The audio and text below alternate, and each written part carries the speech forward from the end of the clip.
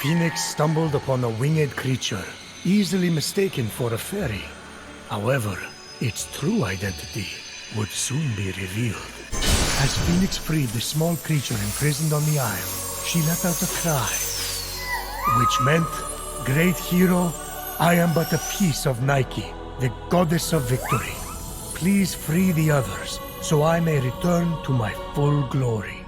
They won't win without Nike. She's like a glove or a thing you wear that protects you while running. A helmet. So, what is it? Phoenix would need to free it to find out. Yeah, but you can tell me now. Can you please respect my narrative pacing?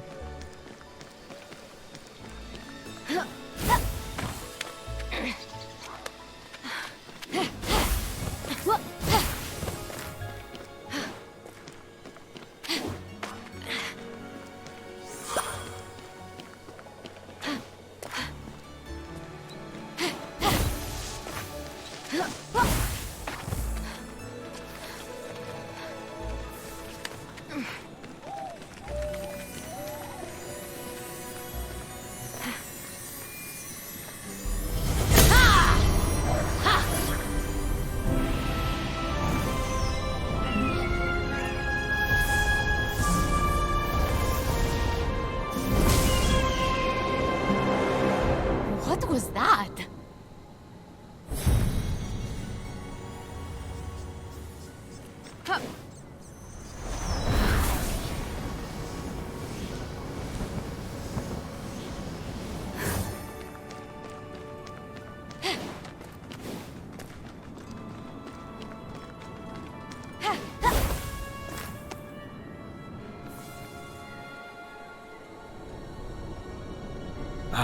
The Valley of Eternal Spring. Its highlights include a massive tree that reaches up to the heavens. The Hall of the Gods. Eros' palace. Oh, I'm glad he finally got his happy ending. And a palace belonging to the goddess of beauty herself. Of course, Aphrodite would claim the prime real estate with the best view. As long as she's safe from prying eyes, I'm happy. From such great heights, a fluttering of birds, feeding from the most beautiful apple tree, caught Phoenix's eye. Phoenix was about as high as I was when I thought marrying Aphrodite off to Hephaestus would stop the other gods from fighting over her. Yes, that view from Mount Olympus is something else. I haven't seen it in years. You're not getting that high again, so stop asking!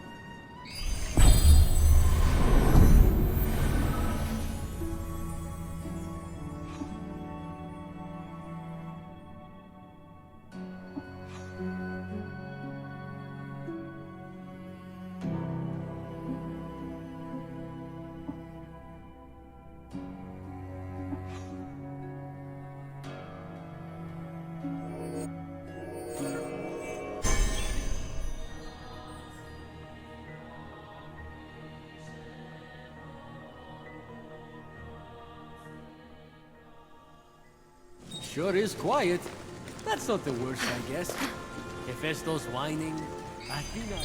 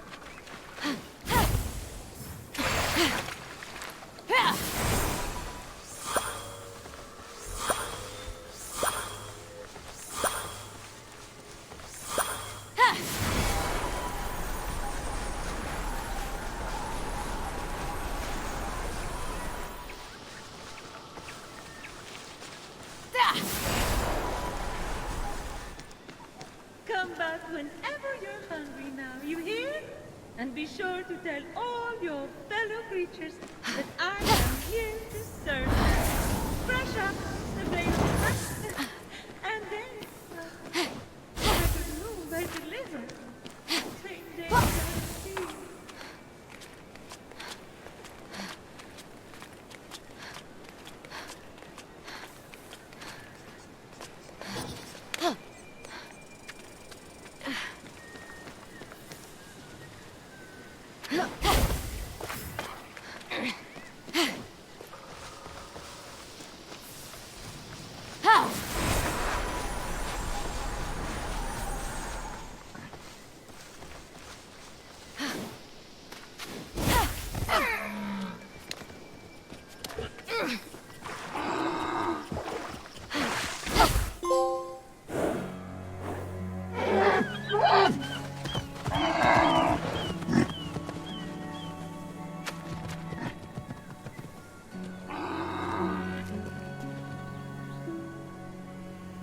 You wouldn't happen to be Aphrodite? Why, yes, I am. Pleasure to humbly make your acquaintance. Phoenix. Sorry, I'm just such a fan. You're responsible for some of the most epic love stories of all time. I have to admit, I wasn't expecting a tree, but even in your, arboreal state, you're beautiful. Oh, that's sweet of you to say, but the only mirror I gaze into these days reflects the happy smiles of the creatures I help. If only I could travel to those most in need. But alas, my roots keep me anchored here. So that's why Typhon did this to you. So you can't use your beauty to move ships or inspire bravery in battle against him. Me? Start a war? I don't know where you get such outlandish ideas. True beauty is found in acts of service. True love is the giving of yourself to others. The name Aphrodite should have stood for those things all along. She did not just say that. I am reformed now. My old essence locked away in a vault, wedged under my largest root, which is for the best. Maybe I could get that essence back for you. I'm going to need allies to go up against Typhon. We have the hungry to think about. You said you need to free yourself from your roots. To feed the hungry, of course. Well, my roots were as a pretty bad farmer. So I know how to hurt plants. Salt. It shrivels them up. Oh, would that work? But of course, my roots are not ordinary. They're primal, powerful. So we'll need, mythical salt water? Oh! This is in the prophecy! A pearl in rough seas! You were a pearl born from rough seas! The salty sea foam from your birth! Yes, what an inspired proposal. But I couldn't possibly trouble a stranger to recreate the conditions of my birth. What if a stranger asked to be troubled? If a stranger asked to be troubled, then I suppose I wouldn't really be troubling them at all. Here's how to conjure sea foam from my birthplace. I already know all about this. Mom loved this story. Grandpappy Uranus threw a pearl into the sea. The sea churned into foam, and Aphrodite rose up out of it. A pearl? Grandpappy? I'm not sure that's how it... That's definitely the story. Okay. I'm sure that's how it went, down. Got it. Knock a pearl into the ocean really hard. That sounds simple enough. Oh, thank you, Phoenix. I'll be serving fresh apples to the less fortunate across the Golden Isle in no time. Well, this is weirder than the time Demeter turned that kid into a lizard. Aphrodite? Sweet and charitable? No more mischief? Isn't that what you were aiming for when you married her off to Hephaestus against her will? Hey now, it wasn't. I mean, she knew I was doing it for her own good.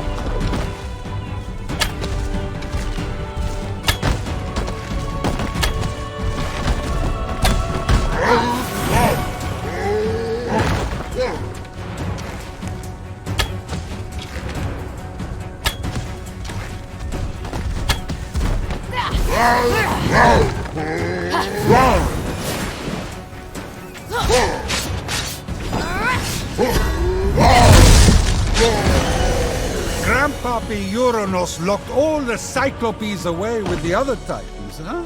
Yes, he was afraid they'd overthrow him. There was a prophecy. Bored. Grandpappy made the right call. Those things are an eyesore. Get it? The birth of Aphrodite is a gruesome tale. Nothing gruesome about it. Grandpappy Uranus and my deadbeat dad Kronos had a battle so great it severed heaven from earth. That's not all that was severed. During his surprise attack, Kronos descended on Uranus. When earth was severed from heaven, there was a great earthquake that knocked a pearl loose from its oyster. Hang on, there was no...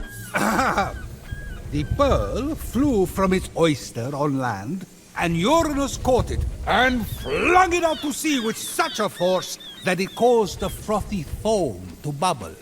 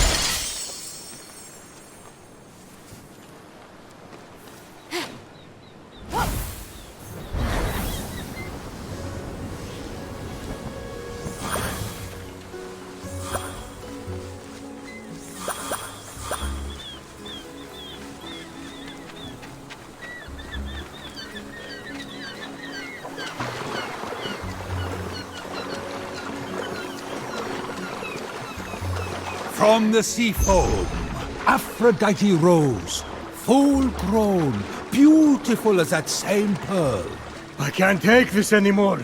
Zeus, Gaia lied to you about how Aphrodite was born. Oh yeah? Then tell me how it really happened.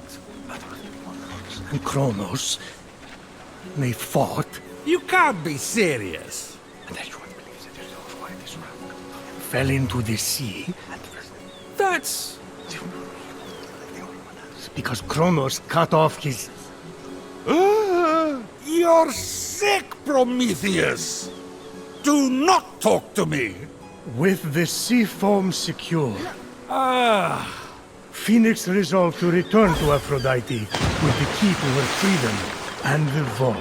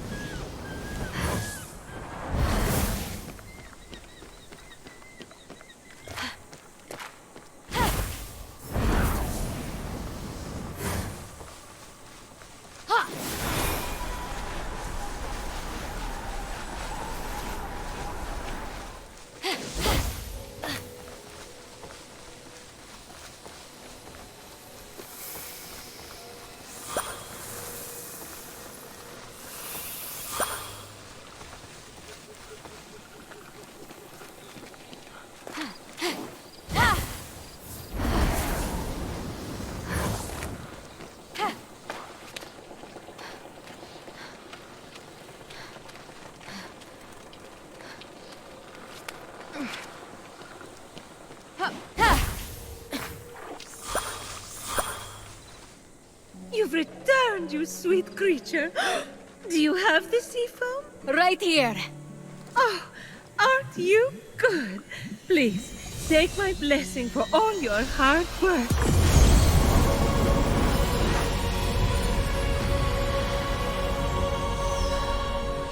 Now quick, pour the foam on my roots. The sooner I can move, the sooner I can expand my apple care. Did it work? Coming out of the foam, I was so fabulous. No, there's too many cuddly creatures that need my help. It keeps me awake at night, just seeing their little beaks and bright eyes, and those noses, those quivering wet noses.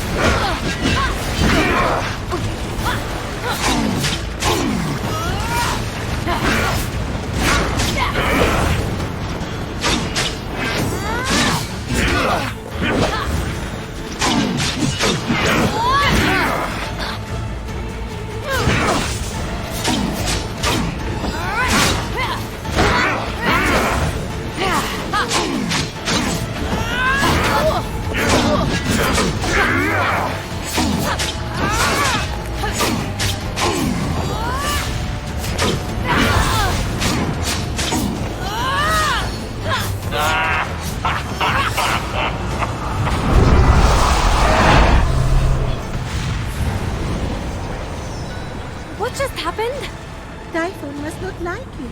Though I couldn't possibly imagine why. Whenever anyone defies him, he sends one of his raids. And that raid delegates responsibility, as raids tend to do, to shades. So the warrior that just appeared wasn't really Achilles? Goodness, no! The true Achilles is far more dashing.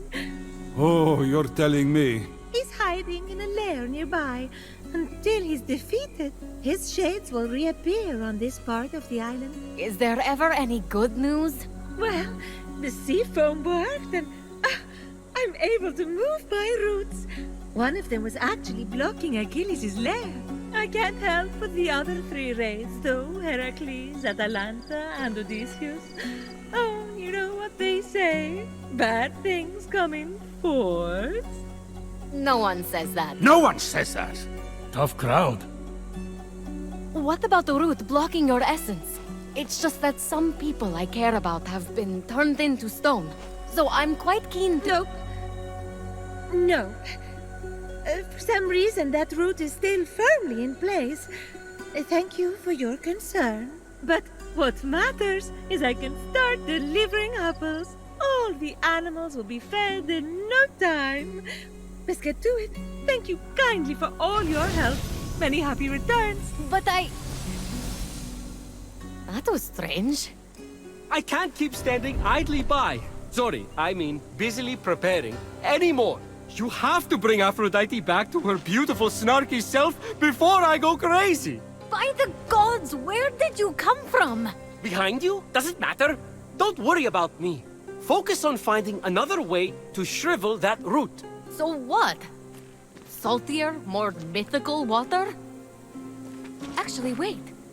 What about Aphrodite's tears? Didn't she cry at the death of Adonis? They'd be salty and powerful. You really know your stories, kid. Her tears just might work, if you put them directly on the root, blocking off her essence. Now, where did Typhon hide them? You should search the vaults of Tartarus nearby. There are 3 crystallized tears. All right. We have a plan then. Please hurry. Until Aphrodite is back to herself, who will I talk to about whatever this is that you're wearing?